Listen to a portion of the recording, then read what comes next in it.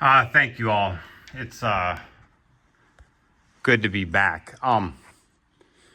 I do think we are making headway here, all of us. And I think the popular sentiment is growing in Oconee County. And that sentiment is not whether or not Oconee County is corrupt. It's whether or not we're going to do anything about it. So I would like to suggest that Oconee County is corrupt. Many of officials, some of you, Mr. Root here, for example, has said to me that they do not believe Oconee County is corrupt. That means one of two things. If you feel Oconee County is not corrupt, if you're willing to say that with your own words, it means one of two things. You're dishonest or you're completely out of touch with your constituency.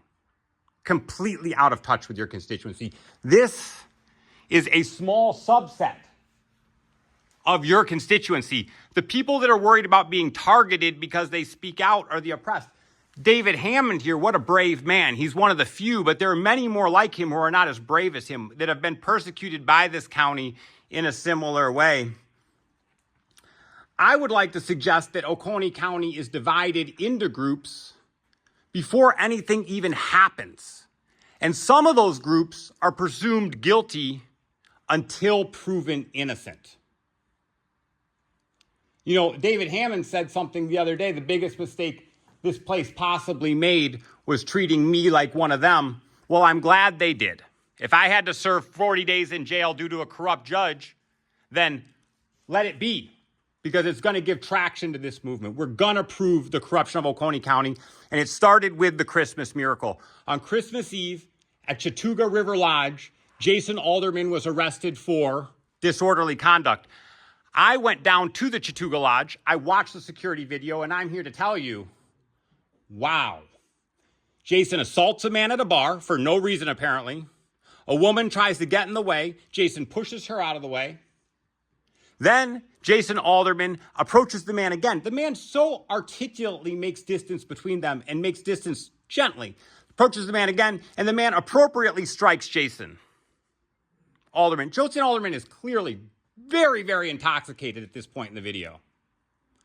Then they're all thrown out of the bar and they go outside. Many people say Jason kept touching the small of his back, suggesting he was carrying a gun the whole time, although that has not been verified. What is verified is when he got outside, he punched another man with his hands by his side, and that's verified in the video that was shown to the police, to the Oconee County Sheriff's Department at the time of the incident. I was told the Oconee County Sheriff showed up at the scene at about 10:50 p.m. They found Jason Alderman in his car with an open container, extremely intoxicated, and the Jason Alderman rolled up his windows to avoid contact with the Oconee County Sheriff.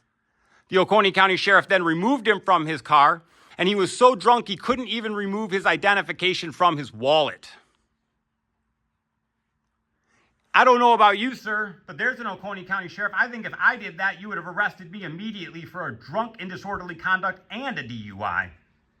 But this is Jason Alderman, and so they wanted to let him go. They told the people around that they found him a ride home. Luckily, the Good Samaritans at the Chatuga River Lodge stood up and demanded that something be done.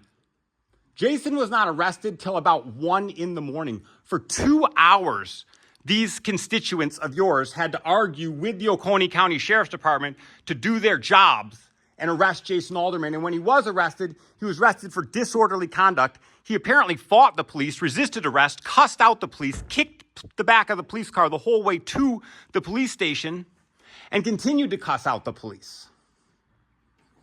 It's inappropriate at the highest level. If we as a group are not going to hold the Oconee County Sheriff's Department accountable, Jason Alderman is the one that's been covering up the crimes for the Sheriff's Department. That's why they're covering up his crimes. This is a symbiotic relationship. This is not one way. It's not just that Jason Alderman is their boss. Jason Alderman is their boss that gives them the freedom to commit the corrupt acts that they enjoy so much in Oconee County.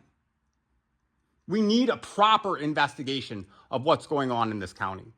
Please, please come give a proper investigation to what's going on in this county, the court systems and the policing system in every single jurisdiction. Thank you all so much.